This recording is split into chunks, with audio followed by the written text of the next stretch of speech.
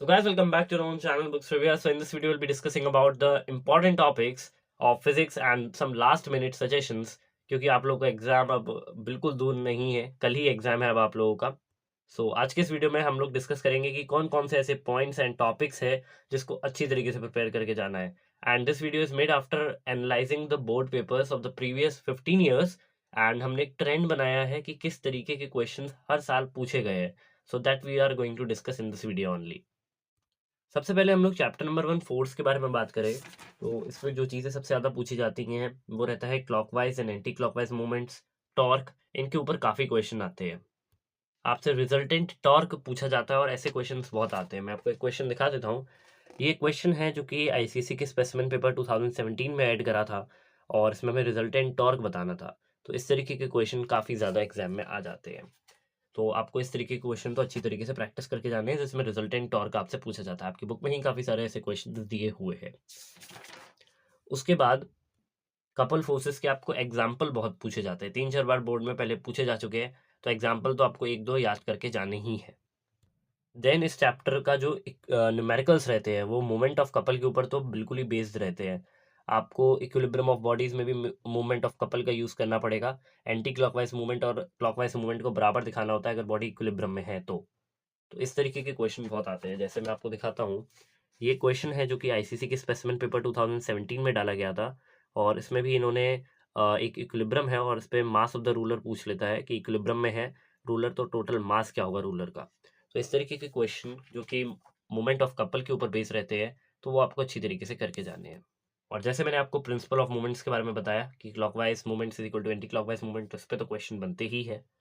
जैसे ये क्वेश्चन है जो कि आईसीसी 2019 में पूछा गया था, 3 मार्क्स का क्वेश्चन था। इसमें प्रिंसिपल ऑफ मोमेंट यूज हो रहा था, साथ ही साथ आपको बताना था कि एफ किस तरफ शिफ्ट होगा। तो इस तरीके के क्वेश्चंस भी काफ़ी आते हैं। इसके बाद हम लोग आगे बढ़ते हैं। इसके बाद आता है सेंटर ऑफ ग्रेविटी। तो सेंटर ऑफ ग्रेविटी में जो ये टेबल दी हुई है इसको तो आपको रट के चले जाना है। आपसे डायरेक्ट क्वेश्चन पूछेंगे वो ट्रायंगुलर लेमिना का सेंटर ऑफ ग्रेविटी कहाँ होता है, पैरेललोग्राम का कहाँ होता है। स्पेशली इनको रिंग बड़ी पसंद है। रिंग के क्वेश्चन तो बहुत पूछते हैं कि रिंग का कहाँ होगा। रिंग का इनसाइड द रिंग होगा, बीच में बिल्कुल। रिंग की जो मटेरियल है उस बॉडी जो है रिंग की उसमें नहीं होता, बाहर बिल्कुल बॉडी के होता है बीच में। तो आपको ये याद रखना है। जैसे एक क्वेश्चन आईसीएसई 2017 के स्पेसिमेन पेपर में ऐड करा था, which where is the centre of gravity of the following objects, ring, rhombus, scalene, triangle, cylinder. तो इस तरीके से तो याद करके जाना ही है आपको। फिर यूनिफॉर्म सर्कुलर मोशन है क्योंकि सिलेबस में नहीं है तो उसको देखना नहीं है हमें। इसके बाद आता है वर्क एनर्जी एंड पावर।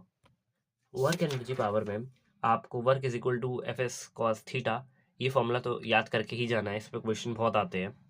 इसके बाद work done by the force of gravity, W is equal to M G H, इसके ऊपर भी क्वेश्चन आते हैं। देन यूनिट्स ऑफ वर्क, इसको भी अच्छे से करके जाना है। साथ ही साथ जो गिव रीजंस वाले क्वेश्चन होते हैं उस पर काफ़ी फोकस करना है। जैसे इसमें एक क्वेश्चन आईसीएसई 2015 में पूछा गया था कि जब कोई भी फील्डर कैच लेता है तो उसका जो वर्क डन होता है वो नेगेटिव क्यों माना जाता है। तो काफ़ी आसान चीज़ है। जो बॉल है वो फोर्स फील्डर की तरफ लगाएगी और जो उसका डिस्प्लेसमेंट है वो फील्डर की तरफ होगा। And at the same time जो फील्डर होगा वो उसकी अपोजिट साइड फोर्स लगाएगा। तो नेगेटिव वर्क की कैटेगरी में आ जाएगा क्योंकि थीटा बीच में 180 डिग्री हो जाएगा। इसके बाद हम लोग आते हैं different different forms of energy में। तो इसमें कन्वर्जन वो ज़्यादा पूछते हैं। आपसे फॉर्म्स ऑफ पोटेंशियल एनर्जी पूछ लेंगे, इतना इस पे क्वेश्चन नहीं आता है। आपको relationship between kinetic energy and momentum याद करके जाना है, लेकिन इस पे भी क्वेश्चन नहीं आता। आपको ये याद करके जाना है क्योंकि आपके एमसीक्यू पेपर में आएंगे, लेकिन पहले तो कभी इस तरीके के क्वेश्चन नहीं पूछे गए हैं। इसके बाद वर्क एनर्जी थ्योरम जो कि मोस्ट इंपॉर्टेंट है, काफ़ी न्यूमेरिकल से हो जाएंगे आराम से। तो वर्क एनर्जी थ्योरम को तो बहुत अच्छे से आपको याद करके जाना है। जैसे क्वेश्चन आईसीएसई 2013 में वर्क एनर्जी थ्योरम के ऊपर बेस पूछा गया था। Force is applied on a body of mass 20 kg moving with velocity of 40 metre per second, the body attains a velocity of 50 metre per second in 2 second, calculate the work done by the body. तो इस तरीके से work energy theorem के काफ़ी questions exam में आते हैं। उसके बाद इस चैप्टर में conversion of potential energy into kinetic energy पे काफ़ी क्वेश्चंस आते हैं। इसके रीजंस आपसे पूछे जाते हैं, तो रीजन तो पढ़ के अच्छे से जाना है, समझ के जाना है, क्योंकि ज़रूरी नहीं है कि आपकी बुक के अंदर जो रीजंस या फिर जो भी चीज़ें दी हुई हैं वही आए। वो डिफरेंट लेकिन वही कंसेप्ट पे पूछ सकते हैं। इसके बाद हम आगे बढ़ते हैं। देन कंजर्वेशन ऑफ एनर्जी आता है। कंजर्वेशन ऑफ एनर्जी पे भी काफ़ी सारे क्वेश्चंस बनते हैं, डेरिवेशंस काफ़ी बनते हैं, तो वो चीज़ आपको करके जानी पड़ेगी अच्छे से। जैसे क्वेश्चन था जो कि आईसीसी स्पेसिमेन पेपर 2018 में डाला गया था, state how the energy of a freely falling object remains conserved. तो इस तरीके के क्वेश्चंस आने की काफ़ी ज़्यादा प्रोबेबिलिटी रहती है, इसी वजह से आपको इसका डेरिवेशन भी अच्छे से करके जाना है। इसके बाद हम लोग नेक्स्ट चैप्टर मशीन्स की तरफ बढ़ते हैं। चैप्टर 3 मशीन्स में आपको काफ़ी सारे टर्म्स देखने को मिलते हैं, जैसे कि mechanical advantage, velocity ratio, work input और एफिशिएंसी। तो इसके बीच में रिलेशंस पूछ लेते हैं, आपको इसमें भी रिलेशंस दिए हुए हैं। जैसे यहाँ पे दिया हुआ है mechanical advantage is equal to velocity ratio into efficiency. तो इसके ऊपर जो डेरिवेशन रहता है वो भी एग्जाम में पूछ लिया जाता है। जैसे आईसीसी 2014 में पूछा गया था, derive relationship between mechanical advantage, velocity ratio, efficiency of a machine. तो इस तरीके के जो डेरिवेशन है वो आपको छोड़ने नहीं है। काफ़ी बच्चे डेरिवेशन छोड़ के चले जाते हैं, लेकिन डेरिवेशन काफ़ी इंपॉर्टेंट रहते हैं आईसीसी के परस्पेक्टिव से। उसके बाद velocity ratio is equal to distance moved by the effort and the distance moved by the load. इसका जो ये रिलेशन है ये भी काफ़ी इंपॉर्टेंट पड़ जाता है न्यूमेरिकल्स के परस्पेक्टिव से। जो आपका लीवर्स है वो इस साल के कोर्स में है नहीं, तो उसके ऊपर हम बात करेंगे नहीं।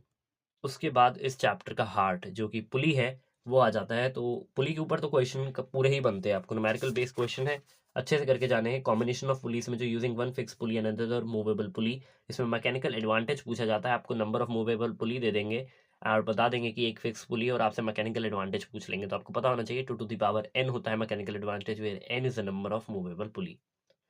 उसके बाद आपको डायग्राम बनाने को कभी कभी दे देते हैं पुली का। तो जैसे आईसीसी 2020 में क्वेश्चन था, a block and tackle system of pulleys has a velocity ratio 4. Draw a neat label diagram of the system indicating clearly the points of application and direction of load and effort. What will be its velocity ratio if the weight of the movable block is doubled? क्योंकि velocity ratio 4 है तो हमें पता है कि 4 pulleys होंगी और हम लोग बराबर रखते हैं, तो ऊपर 2 नीचे 2। तो इसी तरीके से हमें डायग्राम भी बनाना आना चाहिए इसका। और वेलोसिटी रेशियो वो पूछते हैं अगर हम लोग वेट ऑफ द पुली जो मूवेबल पुली है उसको डबल कर दें। क्योंकि weight of the movable pulley को हम डबल कर रहे हैं तो मैकेनिकल एडवांटेज इफेक्ट होगा, लेकिन वेलोसिटी रेशियो सेम रहेगा। तो इस तरीके के क्वेश्चन काफ़ी बार एग्जाम में पूछे जाते हैं, तो आपको ये पता होना चाहिए। इसके बाद हम आगे बढ़ते हैं। Chapter number 4 refraction of light and plane surfaces. तो इस चैप्टर में आपको जो अच्छी तरीके से याद रखना है वो है refractive index. Laws of refraction तो आती हैं, हर बार एग्जाम में ज़्यादातर आ जाती हैं लिखने को। रिफ्रैक्टिव इंडेक्स के ऊपर काफ़ी ज़्यादा आपको फोकस करना है। Refractive index is equal to speed of light in vacuum और air divided by speed of light in that medium. आपको स्पीड ऑफ लाइट बता देंगे वो एयर में, और आपको पता ही होगी 3 × 10⁸। और आपको speed of light in the medium बता देंगे जिसके रिस्पेक्ट में वो आपसे पूछ रहे हैं। उसके बाद आपको उसका रिफ्रैक्टिव इंडेक्स बताना होगा। तो इस तरीके के क्वेश्चन काफ़ी आते हैं, तो इसको आपको याद करके जाना है। जैसे एक क्वेश्चन था आईसीसी 2015 में पूछा गया था, speed of light in glass is equal to 2 × 10⁵ kilometre per second, what is the refractive index of glass.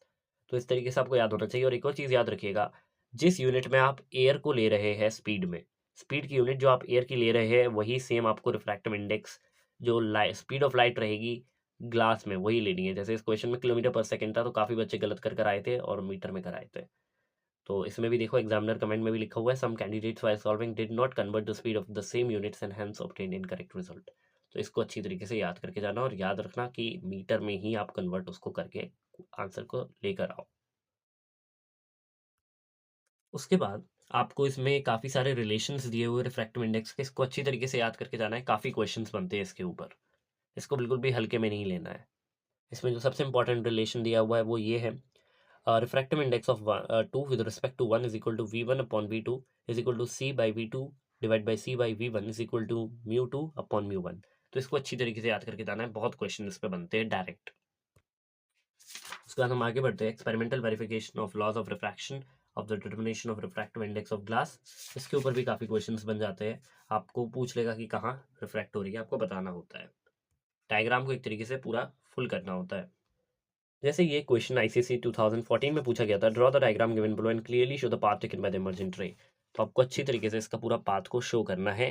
तो इस तरीके के क्वेश्चन आपको बहुत अच्छे से आने चाहिए। इसमें याद रखिएगा एंगल वगैरह सब कुछ आप इसमें अच्छी तरीके से मेंशन करो, और ये काफ़ी ज़्यादा नंबर टेकिंग क्वेश्चन होते हैं, इनमें आपको काफ़ी आसानी से नंबर्स मिल जाते हैं।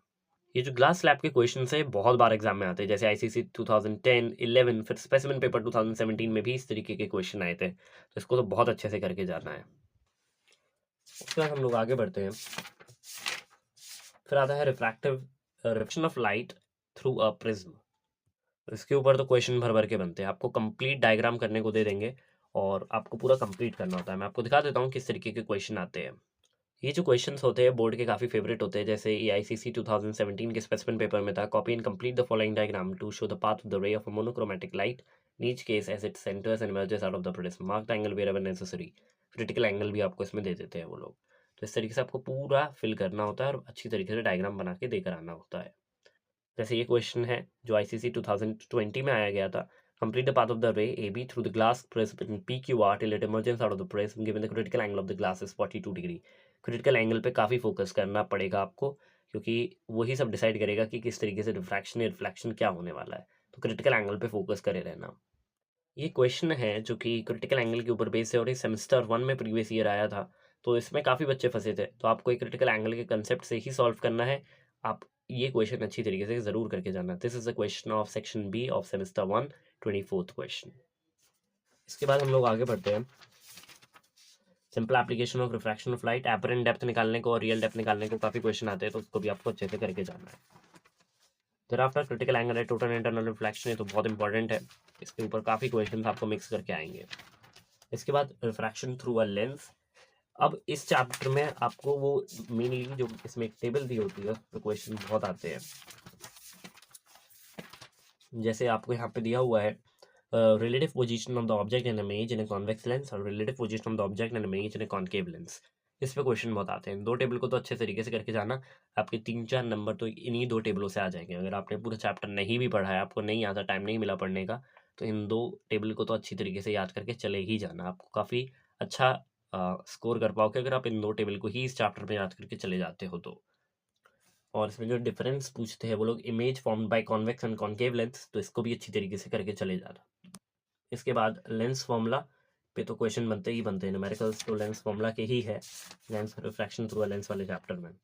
Then magnifying glass and its application, इस पर इतना कुछ बनता नहीं है, लेकिन इस पर एक दो चीज़ें हैं जिस पे क्वेश्चन काफ़ी आते हैं, जैसे हाइपरमेट्रोपिया हो गया और मायोपिया हो गया। इन सब पे क्वेश्चन काफ़ी बनते हैं कि अगर किसी को हाइपरमेट्रोपिया है तो आप उनको कौन सा लेंस रिकमेंड करोगे, किसी को मायोपिया है तो आप कौन सा लेंस उसको ऑफर करोगे। तो इस तरीके के क्वेश्चन काफ़ी बनते हैं। उसके बाद स्पेक्ट्रम है। स्पेक्ट्रम तो चैप्टर ऐसा है पूरा थ्योरी बेस्ड है, तो इसकी रीडिंग अच्छे से करके जाना, प्लस इसको याद करके ज़रूर जाना। इधर जाने पे वेवलेंथ बढ़ती है, इधर जाने में फ्रिक्वेंसी बढ़ती है, और वेवलेंथ फ्रिक्वेंसी रट के चले जाना, काफ़ी हेल्प मिलेगी। इसके बाद इलेक्ट्रोमैग्नेटिक स्पेक्ट्रम की ये टेबल दी हुई है। वेवलेंथ क्या होती है, डिस्कवर किसने करा, ये भी पढ़ के जाना, इस पे भी क्वेश्चन आता है। आपको लगेगा डिस्कवर पे क्यों क्वेश्चन आएगा, आता है एग्जाम में। देन सोर्स पे पढ़ के जाना, मेथड ऑफ डिटेक्शन पढ़ के जाना, इसके ऊपर काफ़ी क्वेश्चन बनते हैं। प्रॉपर्टीज़, ये सब तो यार आपको पढ़ना ही पड़ेगा, इन सबको तो छोड़ सकते नहीं है। प्रॉपर्टीज़ वगैरह को कहीं से भी उठा के 1-2 लाइन का क्वेश्चन बना देते हैं, वो 1 नंबर का दे देंगे, एमसीक्यू में 1 नंबर का दे देंगे। इस तरीके के क्वेश्चन स्पेक्ट्रम से बनते हैं। Then distinction between ultraviolet, visible and infrared, इसके ऊपर भी थोड़े ठीक ठाक क्वेश्चन बन जाते हैं। अगर आप वो टेबल याद कर लोगे तो आपके लिए आसान हो ही जाएगा। Scattering of light and its application syllabus में नहीं है, तो इसको देखते नहीं है। देन चैप्टर 7 साउंड आता है। साउंड में आपको distinction between light and sound waves पढ़ के जाना है। 3 डिफरेंस पूछते हैं आपको एग्जाम में ज़्यादातर, तो इन 3 डिफरेंस को तो अच्छी तरीके से करके जाना है। इसके बाद जो natural damped and force vibration और रेजोनेंस रहता है, ये आपका मेन इस चैप्टर का इंपॉर्टेंस है। डैम्प्ड वाइब्रेशन, फोर्स वाइब्रेशन, सबको बहुत अच्छे से पढ़ के जाना है। Difference between natural vibration and damped vibration बहुत अच्छे से करके जानी है। देन फोर्स वाइब्रेशन का आपको difference between natural and force vibration, ये अच्छी तरीके से पढ़ के जाना है। देन रेजोनेंस, जो कि होता है एक तरीके का फोर्स वाइब्रेशन ही है, इसके ऊपर काफ़ी क्वेश्चन आते हैं। न्यूमेरिकल्स आपको इसके ऊपर भर भर के मिलेंगे, तो इसको तो बहुत अच्छे से करके जाना है। रेजोनेंस को आप छोड़ नहीं सकते हो, रेजोनेंस को छोड़ोगे तो आपको कम से कम 4 to 5 मार्क्स लूज करने पड़ेंगे, तो रेजोनेंस को छोड़ के मत जाना, काफ़ी इंपॉर्टेंट चैप्टर है। बस इसमें आपको साउंड चैप्टर में काफ़ी छोटे मोटे न्यूमेरिकल्स मिल जाते हैं, वेवलेंथ और फ्रिक्वेंसी वाले, तो इन न्यूमेरिकल्स को तो करके ही जाना है। 4-5 न्यूमेरिकल की प्रैक्टिस लगा लेना, आपको काफ़ी अच्छी तरीके से ये न्यूमेरिकल्स आ पाएंगे। देन इसके बाद characteristics of sound and their subjective objective nature, तो इसमें ज़्यादा कुछ आपका सिलेबस में है नहीं, इसमें आपको डेफिनेशन पढ़ के जानी है और फैक्टर्स अफेक्टिंग पढ़ के जाने हैं, तो वो चीज़ आपको सिर्फ पढ़ के जानी है और किसी चीज़ की ज़रूरत है नहीं। इसके बाद हमारा आता है करंट इलेक्ट्रिसिटी वाली यूनिट, जो कि इलेक्ट्रिसिटी और मैग्नेटिज्म की स्टार्टिंग हो जाती है यहाँ से। तो इस चैप्टर में ओम्स लॉ से काफ़ी क्वेश्चन पूछे जाते हैं, तो ओम्स लॉ को अच्छी तरीके से करके जाना है, लिमिटेशंस करके जानी है। आईवी ग्राफ के ऊपर क्वेश्चंस काफ़ी आते हैं, तो आईवी ग्राफ को छोड़ना नहीं है आपको। एक्सपेरिमेंटल वेरिफिकेशन काफ़ी आता था, लेकिन क्योंकि वो सिलेबस में है नहीं तो उसकी बात हम करेंगे नहीं। देन वीआई ग्राफ है, ये भी काफ़ी इंपॉर्टेंट है, तो इसको भी करके जाना है। Ohmic and non ohmic resistors के बारे में काफ़ी अच्छी तरीके से पढ़ के जाना है। डिफरेंस पता होना चाहिए, डिफरेंस 3 डिफरेंस पूछते हैं हर बार। Then factors affecting the specific resistance, और स्पेसिफिक रेजिस्टेंस और रेजिस्टेंस में क्या फ़र्क होता है ये पढ़ के जाना है। स्पेशली वो पूछते हैं कि स्पेसिफिक रेजिस्टेंस किस चीज़ के ऊपर डिपेंड मेनली करता है, तो मटेरियल के ऊपर डिपेंड करता है और किसी चीज़ के ऊपर डिपेंड नहीं करता, तो अच्छी तरीके से इसको करके जाना है। टेम्परेचर से वो चेंज होता है, तो टेम्परेचर एंड मटेरियल इन दो चीज़ों को करके जाना है। इसके बाद हम लोग आगे बढ़ते हैं और electromotive force, terminal voltage, internal resistance, combination of resistors. इस चैप्टर में मैं आपको रिकमेंड करूंगा कि इस बुक के अंदर जितने एग्जाम्पल है, कौन सा सेलेना की जो बुक है, इसके अंदर जितने एग्जाम्पल है इसको बहुत अच्छे से लगाना। ज़्यादातर क्वेश्चन इन्हीं एग्जाम्पल को रिपीट करके दिए जाते हैं, कोई कंसेप्ट चेंज नहीं, वैल्यू चेंज कर देंगे और कुछ नहीं करेंगे, तो इनको तो अच्छे तरीके से करके जाना। पिछले 8-9 ईयर्स का अगर आप ट्रेंड में देखोगे तो इन्हीं क्वेश्चंस को ही रिपीट करा गया। एक्सरसाइज के करने का मन नहीं है, मत करो, एग्जाम्पल्स अच्छे से करके जाना।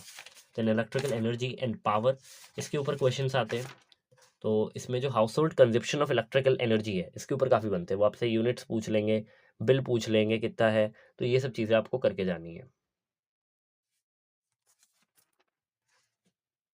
इक्विवेलेंट रेजिस्टेंस हो गया निकालने में, पैरेलल और सीरीज कॉम्बिनेशन में, तो ये सब चीज़ें तो आप लोगों को आती ही होगी, तो बहुत कॉमन चीज़ है इलेक्ट्रिकल। अगर आप करंट इलेक्ट्रिसिटी पढ़ रहे हैं तो ये सब चीज़ें काफ़ी कॉमन है, तो इनके ऊपर क्वेश्चन तो 1 या 2 क्वेश्चन तो परमानेंट फिक्स रहते ही है इक्विवेलेंट रेजिस्टेंस पे। प्लस ये क्वेश्चन जो आईसीसी 2001 में आया था, ये ट्रेडमार्क क्वेश्चन है आईसीसी का, ये इसके क्वेश्चन आपको काफ़ी सारे बुक में भी मिल जाएंगे, आपको बता देंगे कि ये कंजप्शन हुआ था, अब आपको बिल बताना है कितना होगा, 1 दिन का, 30 दिन का, 45 दिन का, इस तरीके से पूछ लेते हैं, तो ये सब कंसेप्ट आपको आने चाहिए। इसके बाद हम लोग next chapter house hold circuits की तरफ बढ़ते हैं। तो ये तो थ्योरी वाला चैप्टर है, इससे आपको पूरी थ्योरी आनी चाहिए। इसमें जो स्विचेस रहते हैं, साथ ही साथ जो सॉकेट्स रहते हैं, 3 पिन प्लग हो गया, 2 पिन प्लग हो गया, इसके ऊपर काफ़ी क्वेश्चन आते हैं। शायद 2 पिन प्लग तो आपके कोर्स में है नहीं, 3 पिन प्लग जो है उसके ऊपर क्वेश्चन काफ़ी आते हैं, आपको सॉकेट दे देंगे। प्लस इसमें एक और क्वेश्चन काफ़ी इंपॉर्टेंट आता है, ये वाला क्वेश्चन, ये आईसीसी 2009 में पूछा गया था और अभी प्रीवियस ईयर में भी आया था और ये पहले भी काफ़ी बार पूछा जा चुका है।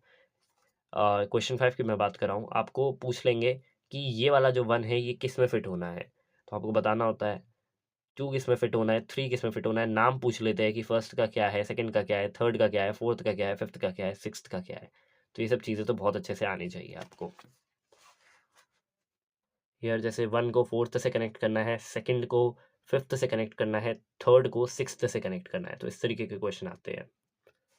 और ओपन और क्लोज सर्किट के तो थोड़े बहुत आ जाते हैं। इलेक्ट्रोमैग्नेटिज्म, इस चैप्टर में मैं आपको बता देता हूँ क्या क्या इंपॉर्टेंट ज़्यादा रहेगा। Comparison of electromagnet with permanent magnet, इसके ऊपर काफ़ी क्वेश्चन आते हैं, पिछली बार भी आया था सेमेस्टर 2 में जब आपका हुआ था एग्जाम। इसके बाद magnetical field due to current in a loop, इसके ऊपर काफ़ी क्वेश्चन आते हैं। राइट हैंड थंब रूल आपको आना चाहिए, इसके ऊपर क्वेश्चन बनते हैं काफ़ी। इसके बाद क्लॉक रूल जो होता है, इसमें हम एंटी क्लॉकवाइज और क्लॉकवाइज करंट का डायरेक्शन चेक करते हैं, तो वो सब भी आपको अच्छे से आना चाहिए। इसके बाद force on a current carrying conductor in a magnetic field and its application in DC motor, इसमें force is equal to I B L, इसके ऊपर क्वेश्चन काफ़ी बनते हैं, ये करके जाना है। Fleming's left hand rule for the direction of force, इस चीज़ को बहुत अच्छे से पढ़ के जाना है। ये चैप्टर जो है काफ़ी ज़्यादा इंपॉर्टेंट रहेगा, अगर आप इसमें पहले की चीज़ें नहीं समझोगे तो आगे की समझ में नहीं आएगी, तो इसमें ऐसा कहना कि एक टॉपिक के ऊपर ज़्यादा क्वेश्चन आएंगे वो गलत रहेगा, सब टॉपिक से मिक्स होके काफ़ी अच्छे क्वेश्चन बनते हैं, तो वो सब इसमें आपको करके जाना है। Then electromagnetic induction and its application to AC generator, इसमें फराडेज एक्सप्लेनेशन बहुत इंपॉर्टेंट है, फराडे एक्सप्लेनेशन को पढ़ के जाना। Faraday laws of electromagnetic induction, direct question बनते हैं, तो इन सबको मत छोड़ना। इसके बाद एसी जनरेटर वगैरह, डीसी मोटर तो आपको कोर्स में है नहीं, तो उसको हम पढ़ेंगे है नहीं। इसके बाद आता है चैप्टर 11 कैलोरीमेट्री, पता नहीं बच्चे इस चैप्टर से क्यों डरते हैं, ये काफ़ी इजी चैप्टर है, इसके मेन न्यूमेरिकल से बच्चे डरते हैं। Change of face state and latent heat, direct question तो बनना ही है इस पर, तो इस पर भी मैं रेकमेंड आपसे यही करूँगा कि इसके एग्जाम्पल्स को करके जाना।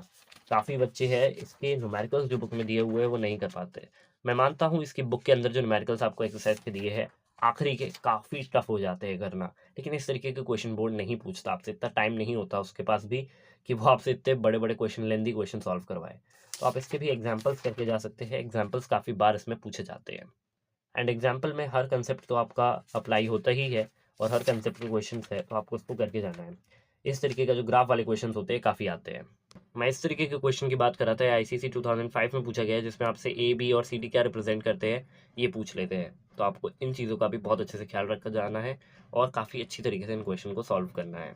और इन क्वेश्चन में जल्दबाजी नहीं करनी है, काफ़ी बच्चे जल्दबाजी में गलत कर देते हैं, और इसके जो टेम्परेचर रीडिंग्स इन्होंने दी हुई है किनारे, इसको ध्यान से पढ़ लेना, गलत मत कराना।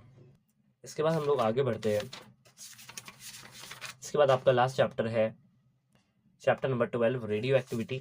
ये पूरा थ्योरी बेस्ड चैप्टर है, इससे अच्छी तरीके से थ्योरी करके जानी है, थोड़े बहुत इसके न्यूमेरिकल बन जाते हैं, प्रॉपर्टीज़ वगैरह, पूरा थ्योरी वाला चैप्टर है, इसको रट के ही जाओ, मैं तो कहूँगा अच्छे से रट के चले जाना, पूरा चैप्टर आपका बन जाएगा। न्यूक्लियर फ्यूजन फ्यूजन तो कोर्स में है नहीं, तो उसके बारे में हम बात करेंगे नहीं।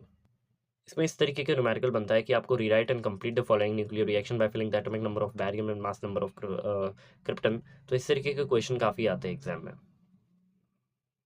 ये क्वेश्चन है जो कि काफ़ी फेमस क्वेश्चन है, काफ़ी बार इसी तरीके के सेम क्वेश्चन पूछे गए हैं। Nucleus emits a beta particle to change into a magnesium। तो सिंपल एक इक्वेशन लिखनी होती है, नंबर्स क्या है 24 और 11। ये तो हाँ, बच्चों वाली चीज़ है, 24 11 क्या होता है।